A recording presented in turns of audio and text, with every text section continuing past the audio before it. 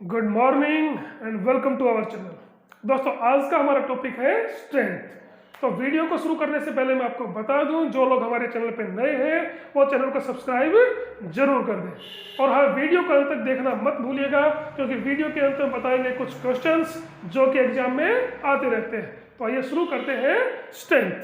So what is strength? Strength is the ability of the muscles to overcome resistance. Strength किसी भी व्यक्ति की वह योग्यता है जिससे वे किसी भी रेजिस्टेंस को ओवरकम कर सके। दोस्तों खेलों के अंदर अलग अलग स्ट्रेंथ की जरूरत होती है। एक 100 मीटर स्प्रिंटर जो है उसको और एक वेट लिफ्टर को अलग अलग स्ट्रेंथ की जरूरत होती है दोस्तों। इसलिए स्ट्रेंथ जो है वो दो हिस्सों में डिवाइड किया गया है। पहला है डायनेमिक स्ट्रेंथ और दूसरा है स्टैटिक स्ट्रेंथ। सो डायनेमिक स्ट्रेंथ क्या है? डायनेमिक स्ट्रेंथ जो है वो एक आइसोटोनिक स्ट्रेंथ है क्योंकि ये इसके अंदर मूवमेंट होता है और इसके अंदर पुलअप्स पुशअप्स एक्सरसाइजेज की जाती है। अब डायनेमिक स्ट्रेंथ जो है उसको भी 3 हिस्सों में डिवाइड किया गया है।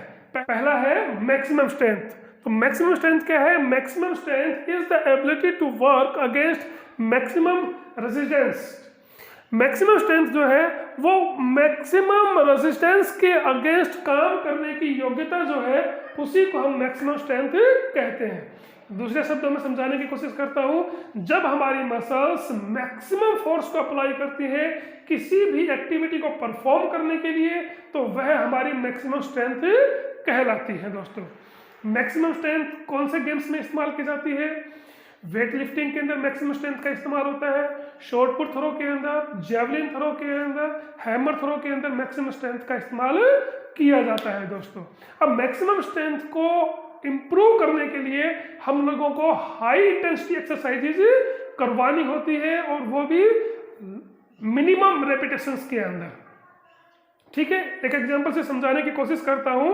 जब हम डंबल से एक्सरसाइजेज करते हैं तो हम लोगों को वेट जो है वो ज्यादा लेना होता है, यानी मैक्सिमम वेट के साथ मिनिमम रेपिटेशंस करने होते हैं। इससे हमारी मैक्सिमम स्ट्रेंथ जो है वो इंक्रीज इनहेंस होगी। दोस्तों उसके बाद में नंबर 2 है explosive strength. Explosive strength is the ability to overcome resistance against high speed. यानी हाई स्पीड के साथ में जब हम किसी गतिरोध के विरुद्ध प्रतिरोध करते हैं, प्रतिरोध करने की जो योग्यता है वही हमारी कहलाती है एक्सप्लोसिव स्ट्रेंथ। यानी एक्सप्लोसिव मीन्स विस्फोटक, यानी विस्फोटक strength. Explosive strength actually maximum strength और स्पीड का कॉम्बिनेशन है। दोस्तों इसके अंदर स्पीड वाली जो एक्टिविटी होती है वो आती है। इसके एग्जाम्पल कौन कौन से हैं? इसके एग्जाम्पल है long jump, high jump, triple jump, pole vault जो है। इन एक्टिविटी के अंदर, इन गेम्स के अंदर एक्सप्लोसिव स्ट्रेंथ का इस्तेमाल किया जाता है और एक्सप्लोसिव स्ट्रेंथ को इनहेंस करने के लिए हम लोगों को लो इंटेंसिटी एक्सरसाइज करनी पड़ती है और वो भी मैक्सिमम रेपिटेशंस के अंदर और हाई स्पीड में। मैक्सिमम रेपिटेशन और स्पीड भी इसके अंदर जरूरी होती है। दोस्तों नंबर 3 है स्ट्रेंथ एंडुरेंस।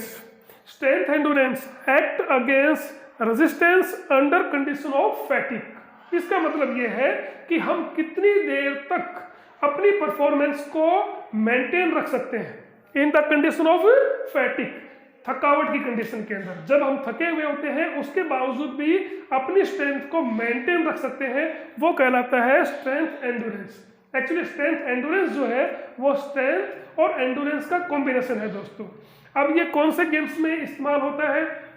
वो long distance races, cycling, swimming के अंदर स्ट्रेंथ एंडुरेंस की जरूरत होती है। दोस्तों अब उसके बाद में नंबर 2 है स्टैटिक स्ट्रेंथ। अब स्टैटिक स्ट्रेंथ जो है वो एक आइसोमेट्रिक स्ट्रेंथ है।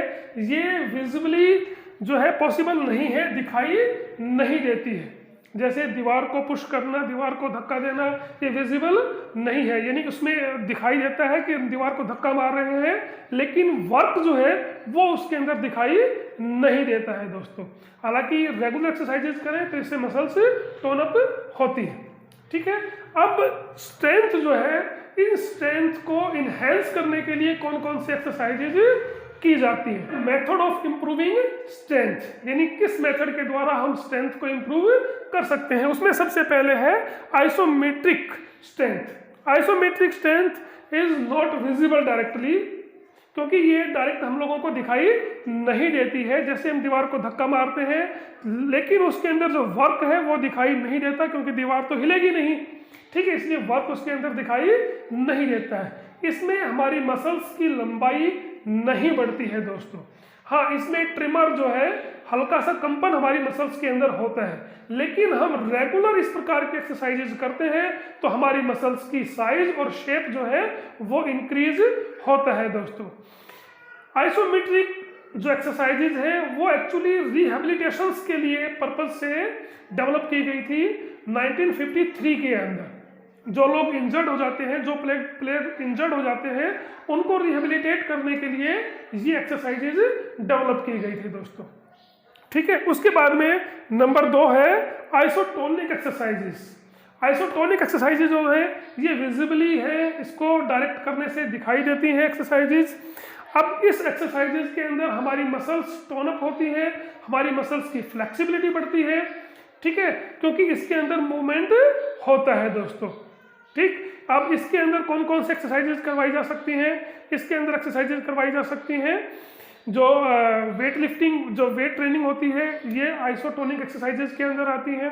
साइकिलिंग इसके अंदर आती है, इसके अंदर जंपिंग आ सकता है, इसके अंदर रनिंग आता है, ठीक है। तो ये सारी एक्सरसाइजेज जो है, पुशअप्स पुलअप्स भी आइसोटोनिक के अंदर ही आता है, ठीक है। Isokinetic exercise. आइसोकाइनेटिक एक्सरसाइज जो है वो 1968 में पेरिन के द्वारा डेवलप की गई थी। Isotonic exercises specially design machines के ऊपर परफॉर्म की जाती है, क्योंकि इसके अंदर एक पर्टिकुलर एंगल के ऊपर ही फोर्स जो है वो अप्लाई होती है दोस्तों। स्पेशल मशीन्स होती है, उन्हीं मशीन्स के ऊपर एक्सरसाइजेज की जाती है ताकि पर्टिकुलर जो जिस एंगल के ऊपर हम लोगों को वेट गेन करना है या फिर हम लोगों को फोर्स अप्लाई करनी है, उसी के ऊपर ये वर्क करता है, ठीक है। इसके अलावा स्विमिंग और वाटर पोलो और ये इसके आइसोकाइनेटिक के एग्जाम्पल हैं दोस्तों, ठीक है। आइसोकाइनेटिक एक्सरसाइजेज जो है इसके अंदर मसल्स टोन अप होती है, मसल्स की फ्लेक्सिबिलिटी बढ़ती है। एक्चुअली आइसोटोनिक एक्सरसाइज जो है वो आइसोमेट्रिक और आइसोटोनिक दोनों ही एक्सरसाइजेज का मिक्सचर है, ठीक है। तो ये थी स्ट्रेंथ। आई होप कि आपको अच्छे से समझ में आया होगा। बहुत ईजी है। स्ट्रेंथ जो है वो 2 प्रकार की होती है, डायनामिक स्ट्रेंथ और स्टैटिक स्ट्रेंथ, और इसको डेवलप करने के लिए 3 एक्सरसाइजेज करवाई जाती है, आइसोमेट्रिक, आइसोटोनिक और आइसोकाइनेटिक। तो दोस्तों अगर ये वीडियो आपको पसंद आया हो तो लाइक और शेयर करना मत भूलिएगा। तो आइए आप देखते हैं कुछ क्वेश्चंस जो कि एग्जाम में आते रहते हैं दोस्तों। Question first, what is strength? Strength is the ability of the muscles to overcome resistance.